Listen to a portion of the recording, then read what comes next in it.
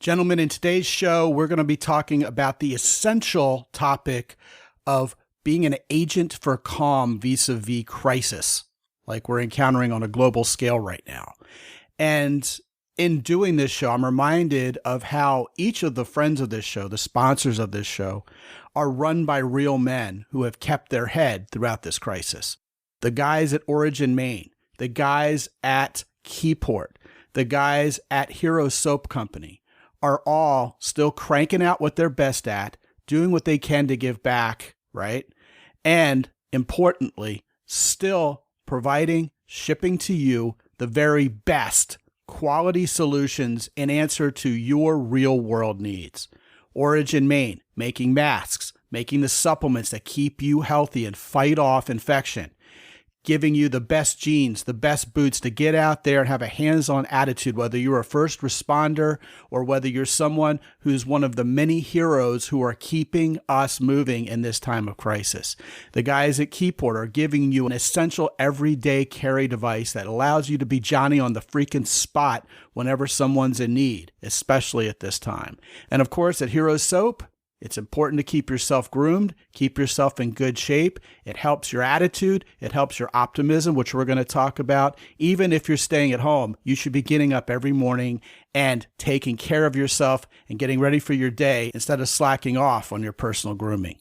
So I invite you to check out all of these guys. You can go to mountaintoppodcast.com/origin, /Keyport, or /Hero Soap, and support these guys who are supporting us and supporting the show and be a better man because of it.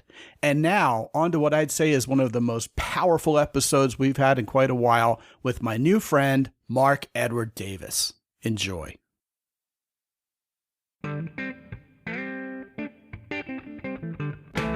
Live from the mist-enshrouded mountaintop fortress that is X and Y Communications headquarters, you're listening to the world-famous Mountaintop Podcast.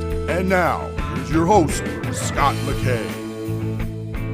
All right, gentlemen, it's time for yet another edition of the world-famous Mountaintop Podcast. My name is Scott McKay, at Scott McKay on Twitter, Real Scott McKay on Instagram, Scott McKay on YouTube. You can find us on the web at mountaintoppodcast.com. And I do still invite you to join our legion of strong, powerful, confident Big Four men who have joined together as a cadre of guys who are going to get the right woman in their life and do the right thing even when nobody else is looking. And that's at the Mountaintop Summit on Facebook. With me today is a brand new friend of mine, but I'm already feeling like he's my brother from another mother, which I've said before on this show.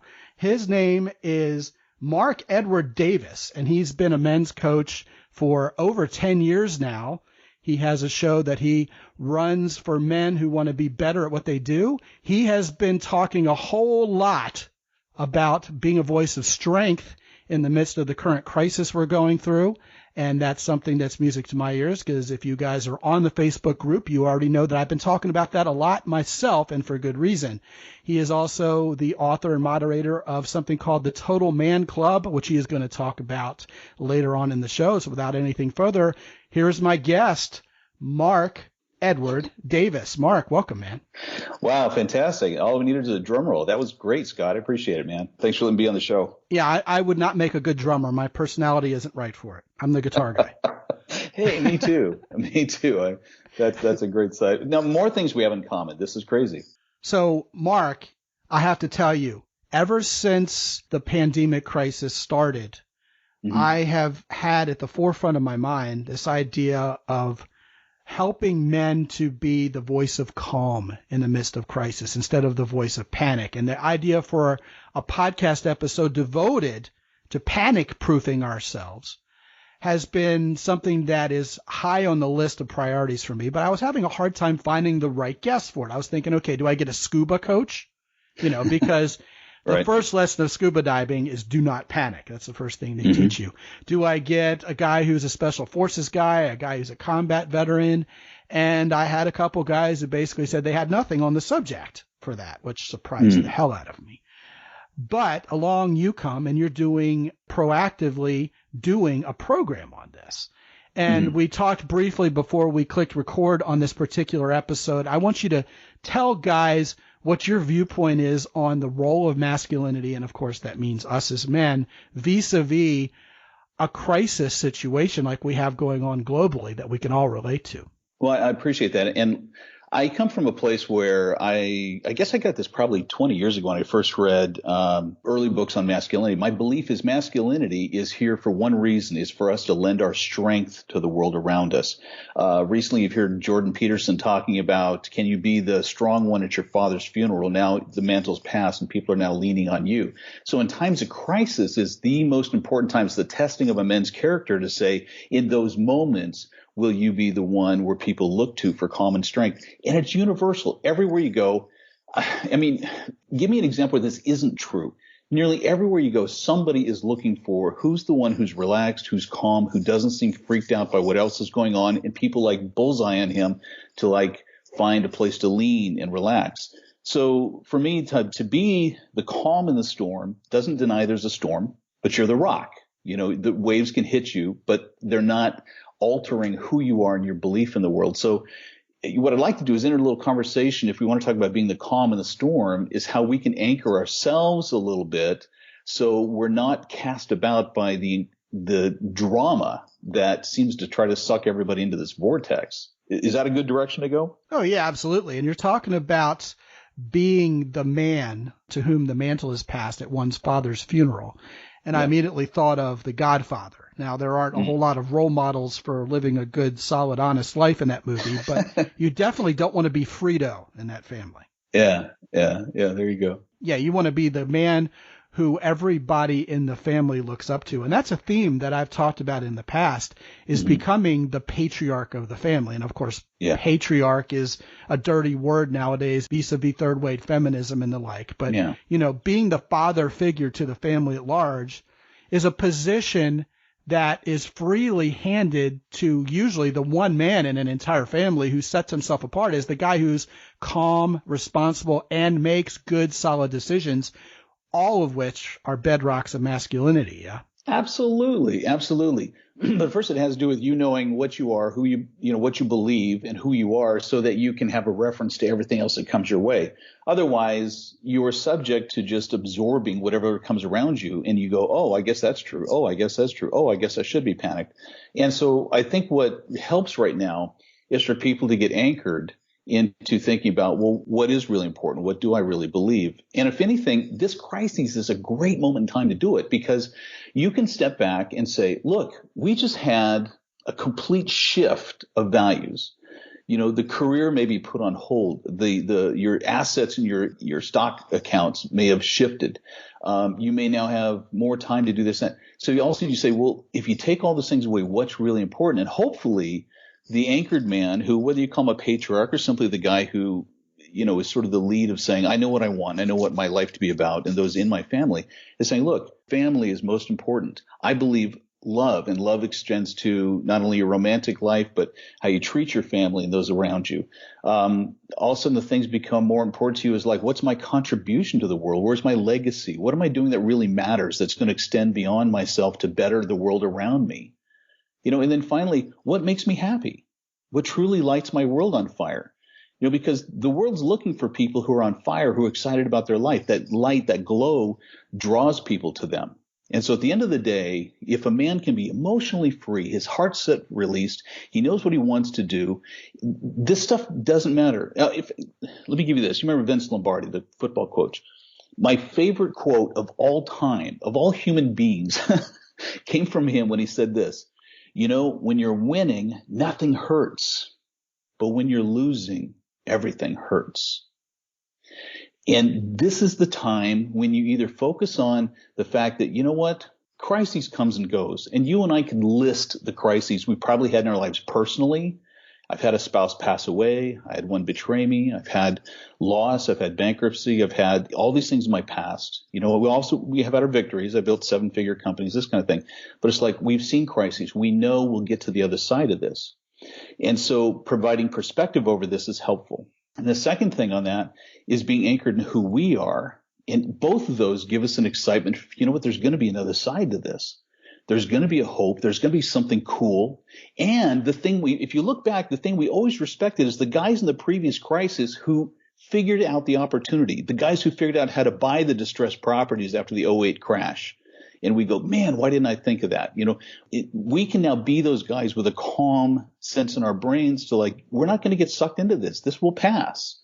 But I realize what I'm about. I'm excited about my life because it's still going to be anchored on my spiritual base, my family, love in my life, my creating a legacy and a contribution. Am I finding out what the frick I love? What makes me happy? And those things are, if you anchor on those, it's like Goggins said, you can't hurt me, right? This crisis means nothing. Guys, dude, what's the real harm here? Mark, listening to you talk, there's a lot to unpack there. The first thing that comes to mind is this idea of knowing yourself and knowing who the hell you are, which we talk about in this show. And it occurred to me while you're talking that panic is symptomatic of not knowing who you are. And when you don't know who you are, you almost by definition become a follower.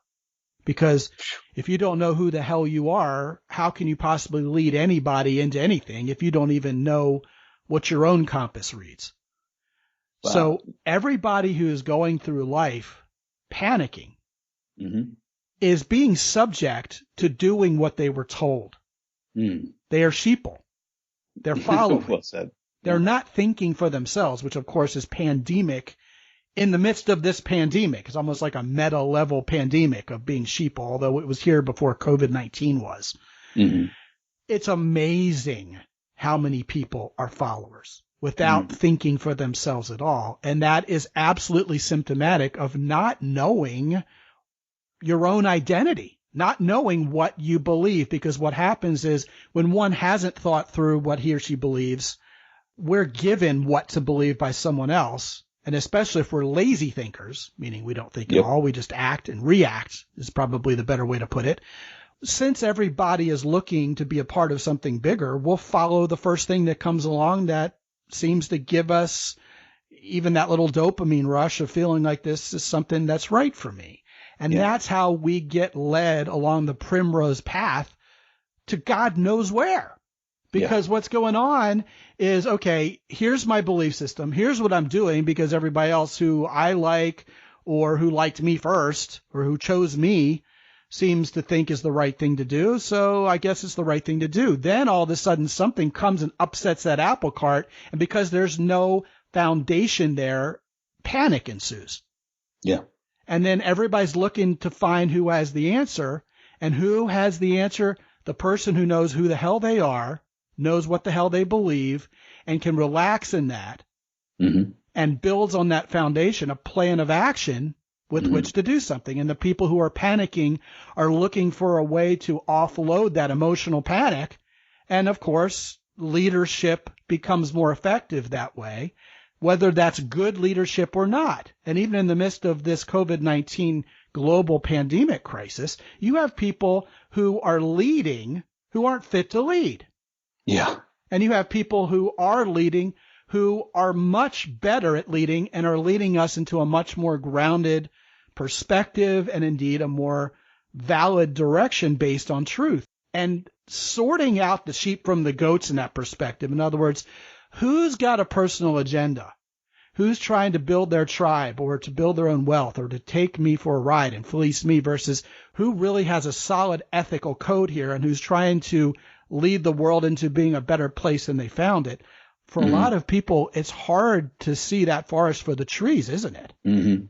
Scott, you nailed it, brother. I love what you're saying, but I'm gonna contradict a little bit in one aspect. Even the people I love who I feel should be the voice and rise up, aren't necessarily leading per se in the way you and I would talk about it. Because to me, there's no contradiction there.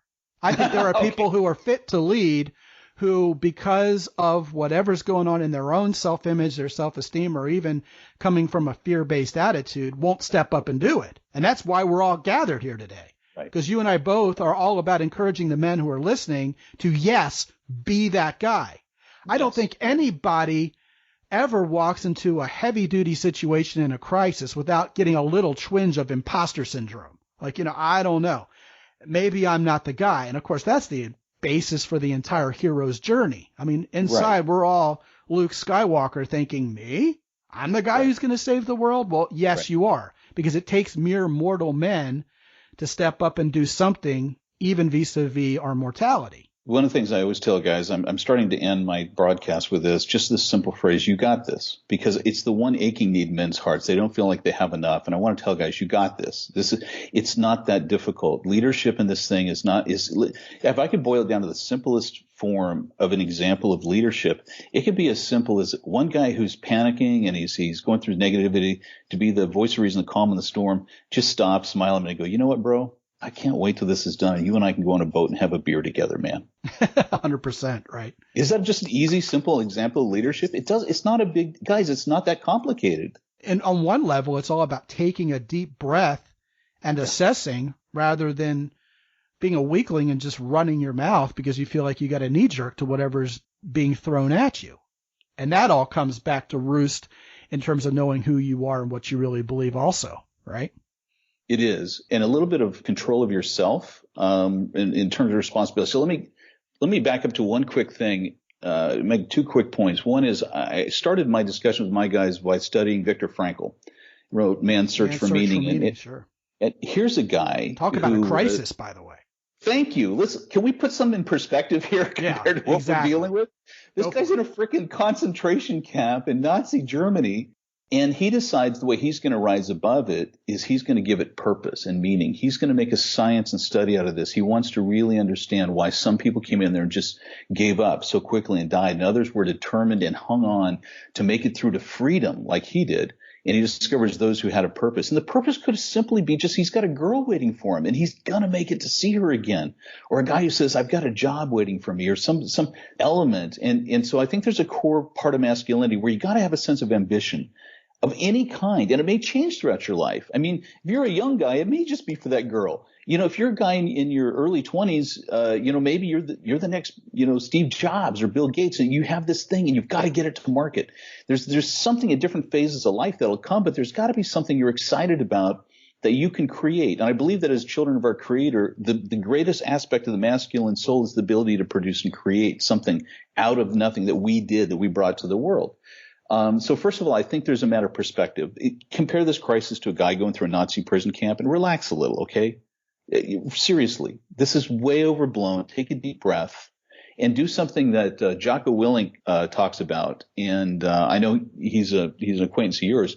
I love when he talked about how when he was in combat situations, he learned to pause and step back for 2, 3 seconds, 5 seconds to just assess before making the intuitive, instinctive decision.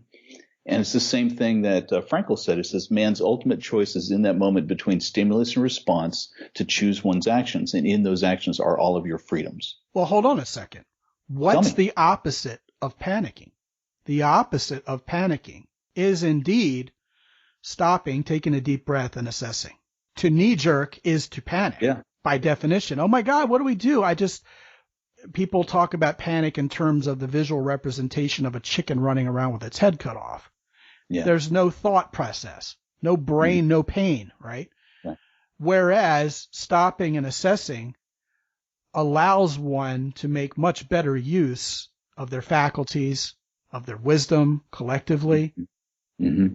I've said this on the show before. If you look at presidents of the United States throughout recent history, who were trusted by a vast majority of people to be leaders and to not panic, versus those who were seen as maybe lacking intelligence or lacking the ability to seem presidential, what the guys who are the former have in common is when asked tough questions by the press or by someone who's adversarial, they would pause and take as much time to collect their thoughts as necessary before speaking into the microphone from the presidential podium.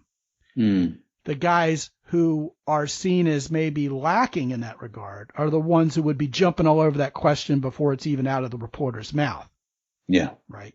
Ronald Reagan, Obama, Bill Clinton, say what you want about their presidencies writ large, but all of those guys were seen as effective communicators, and all three of those guys would stop, pause, and assess before acting, even when they were merely talking into the mic. Meanwhile, Trump George W. Bush, to some degree, Jimmy Carter.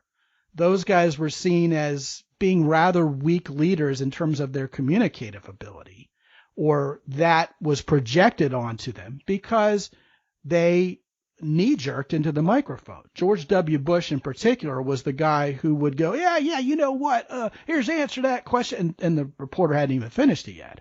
Bill Clinton in particular seemed to me the master of this. You know, he would kind of raise that thumb up in the air and go, yeah, you know what, here's the answer to your question. You know, and he would give it several seconds if he needed to do it. Yeah. And that's the essence of what you said Jocko was talking about. And here's a guy, of course, who is battle tested. Yeah. I mean, he's a SEAL team leader. You don't get to be the leader of the freaking SEAL team unless you know how to lead and you know how not to panic. Because there isn't a man in the SEAL Corps at all who's a panic guy. Right. So I think that's fundamental. And for all the guys listening, that step to learn how to take a deep breath is job one when it comes to panic proofing yourself. And that trait alone, that habit, if you guys cultivate that, you'll be probably 50% of the way through winning that battle of becoming more of a panic proof guy.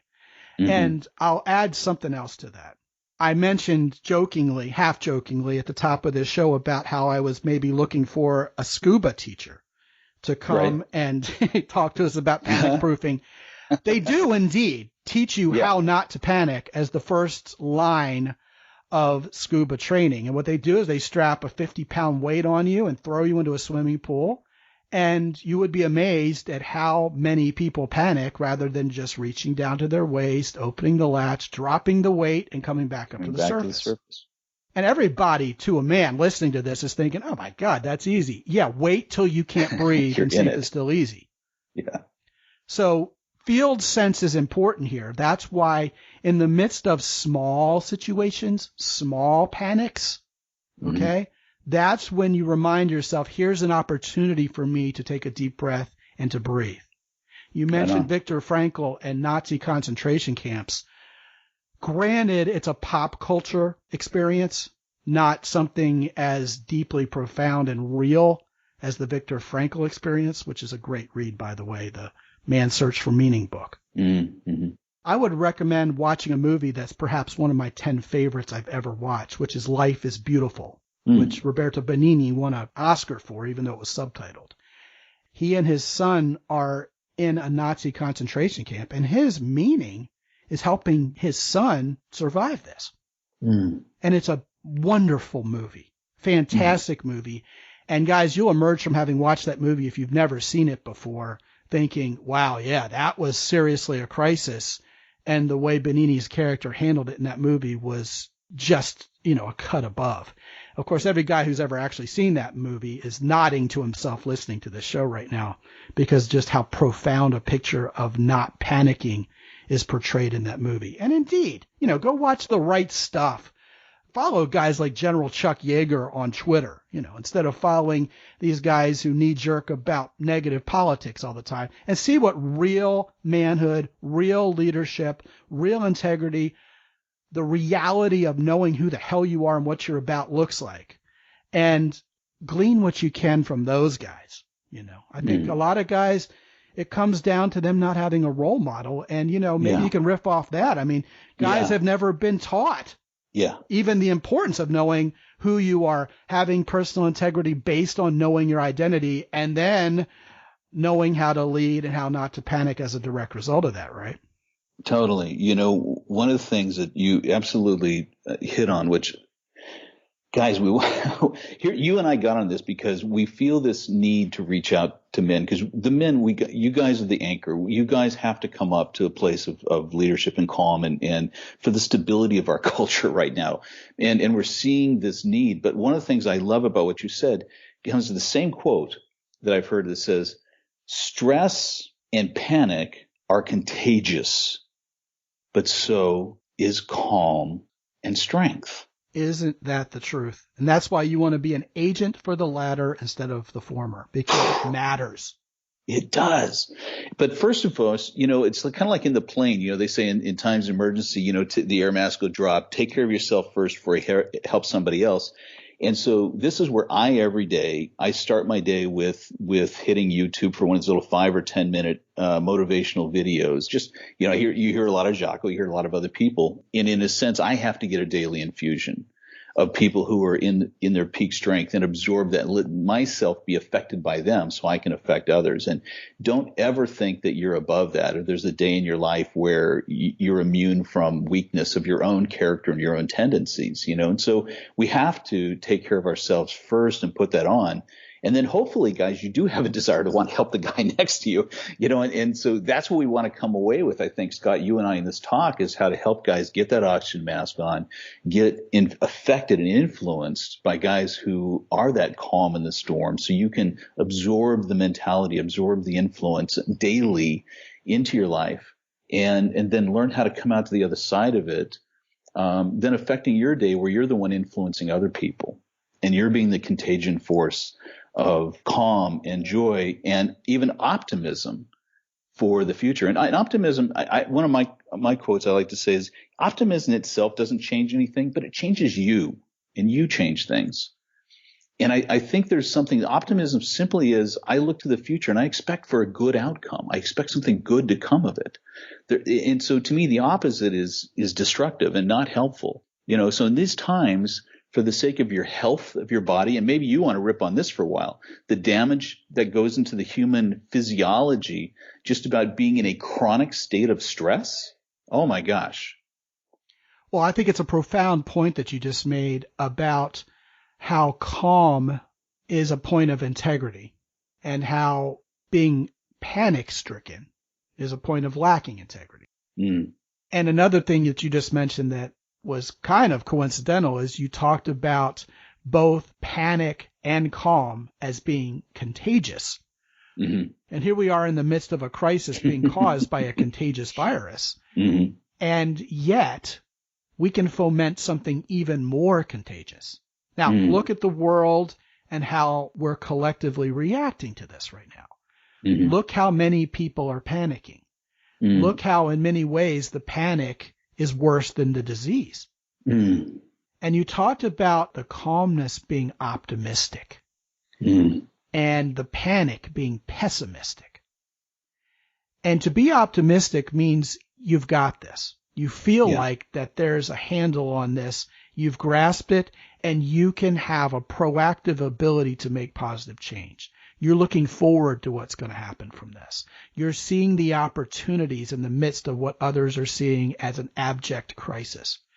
Meanwhile, those who are panicking, not only are they following, but they're not looking through a lens of optimism at all. They're thinking pessimistically, and that's painful and it hurts.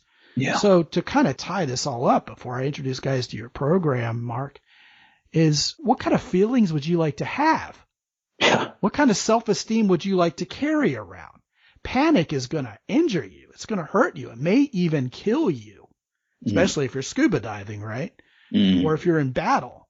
But if you're optimistic, you also become generous. When you're panicking, it becomes survival mode. Every man for himself. Look at all the virtue packed into taking a deep breath and leading and being that agent for calm. Meanwhile, look at the vice that's entrapped within being a panic-stricken person. Look at the lack of wisdom. Look at the lack of maturity portrayed by that. And I think that's where guys are going to find true meaning, because when we're confronted with the absolute existential importance of the topic du jour here, it gets to our very essence as men and what gives us purpose and fulfillment. And here we have it right here on our doorstep. The opportunity of a lifetime to be a man who leads in the midst of panic. I love it. I love it. I think it's incredibly meaningful. Well, we're out of time, and I want to give these guys a chance to get involved with your Total Man Club, which they can visit by going to mountaintoppodcast.com/Davis, D-A-V-I-S, which is, of course, your last name. You're the first Davis we've ever had on the show. And when they go to that page, give us the quick elevator pitch version of what they're going to find when they get there. Right now, guys, I really just want to give to your guys this one simple document I call How to Be the Man Who Leads in Times of Crisis. It's a 20-page PDF. The flow is great. I start off with a Viktor Frankl story, and I lead into 5 critical points I think guys are going to need, because I want you to come across, empowered and educated, ready to go and lead. My other programs from that, I have a monthly mentoring program, every month a different course let out for something for guys to learn. I've got one on the confidence of the authentic man, man's purpose in life. And we're going to be building a movement here. There's a feeling around the country where men want to come together. They want to feel empowered. They want to feel recognized. And my purpose in life is to bring men's hearts to life, to be emotionally free, to fulfill their purpose and journey in life. And Scott, I can't tell you how much I'm excited to have had this conversation with you, and I resonate so much with everything you've said. So guys, just go to the link that he gave you at his site /Davis, and you'll see it on there. Get the free one and share it freely. Pass this around. Let's empower guys. Let's get guys feeling a sense of influence, that they're the ones influencing with contagion, calm, leadership, and really optimism for the great future that's ahead for all of us, because that's how we're meant to live. Yeah, 100%, man. And guys, once again, that's mountaintoppodcast.com/Davis, Davis. Good stuff. And by the way, Total Man Club isn't going to break the bank. Thank you. Well, since you mentioned that, I just close it. It's $47 a month, and every month is a whole new course.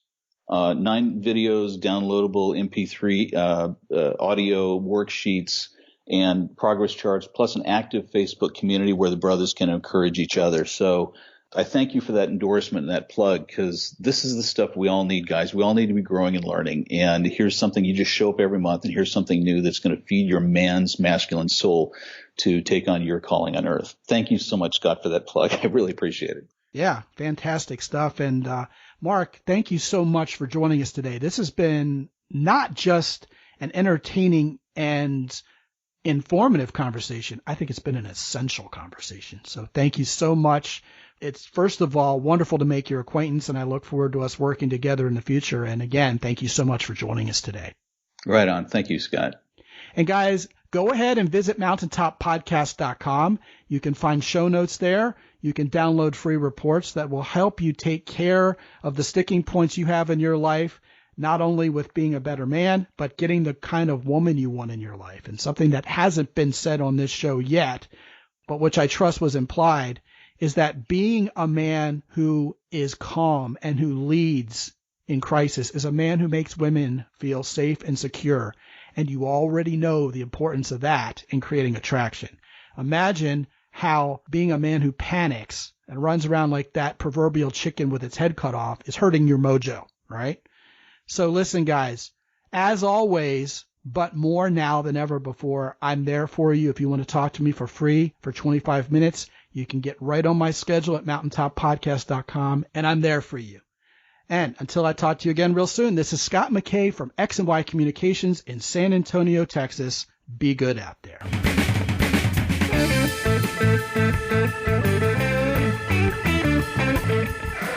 The Mountaintop Podcast is produced by X&Y Communications. All rights reserved worldwide. Be sure to visit www.mountaintoppodcast.com for show notes. And while you're there, sign up for the free X&Y Communications newsletter for men. This is Ed Roy Odom speaking for the Mountaintop Podcast.